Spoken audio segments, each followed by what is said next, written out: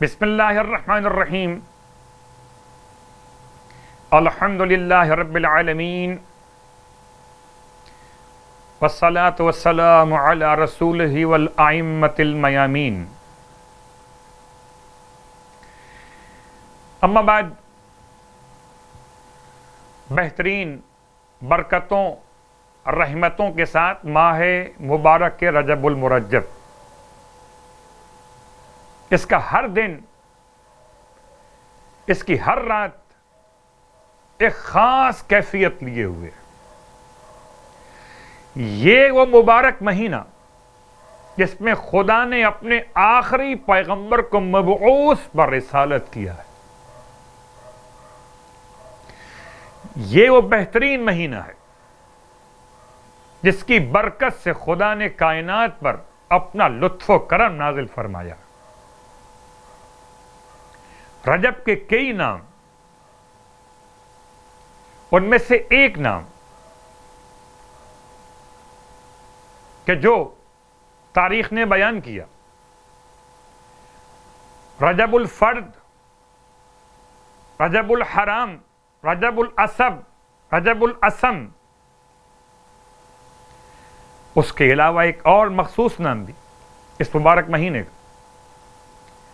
قوم سمود کے نزدیک اس کا نام تھا حوبل. ہوبل نہیں، حوبل.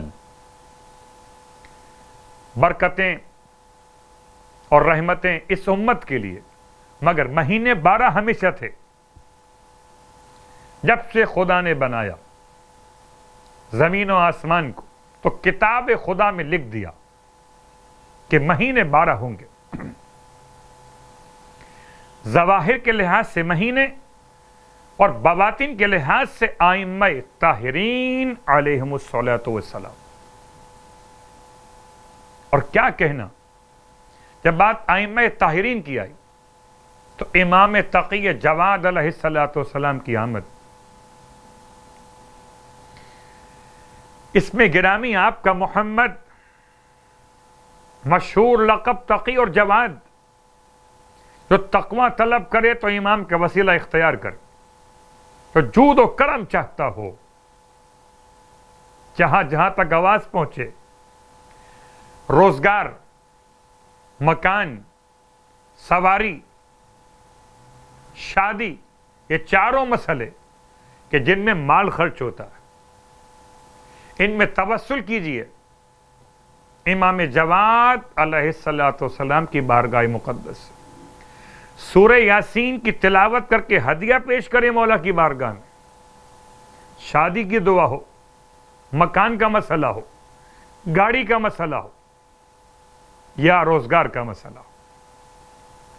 اور مکان کے لیے تو بعض علماء کہتے کہ امام جواد کے نام کی منت مان لیجئے کہ اگر اپنا مکان ہو گیا تو 21 بدھ، یعنی 21 ہفتے، ہر بدھ کے دن اپنے گھر میں، اس نئے گھر میں شفٹ ہونے کے بعد، منتقل ہونے کے بعد امام جواد علیہ السلام کی مجلس برپا کریں گے. کتنے ہی افراد کو میں نے دیکھا کہ جن کے اپنے مکان ہو گئے اور اپنا مکان امام جواد کے نام سے. تو پروردگار کی بارگاہ میں امام جواد کا وسیلہ تقوی اختیار کرنے کے لیے بھی کم سن شہزادہ. اور کم سنی میں کیا تقوی ہے، اللہ اکبر، کیا خوف خدا، اور کیا دنیا کے بادشاہوں کا عدم خوف. راستے پہ کھڑے ہیں بچے، بھاگ جاتے. یہ بتا رہا ہے رک کر کہ اس کا لخت جگر ہے کہ جس کے آباء و اجداد بھی رکے رہے. بھاگنے والوں کا مسلک الگ ہے، قیام کرنے والوں کا عنوان الگ ہے. 10ویں رات کی نماز ماہ رجب المرجب، نیت 10ویں رات کے اعتبار سے کی جائے گی. 12 رکعت نماز، یعنی 2 رکعت کر کے 6 نمازیں. نماز مغرب کے بعد اسے پڑھنا ہے. سورہ الحم کے بعد ہر رکعت میں 3 مرتبہ سورہ توحید، سورہ اخلاص کی تلاوت. 12 رکعت نماز مغرب کے بعد اگر ممکن ہو، ورنہ عشاء کے بعد بھی پڑھ سکتے.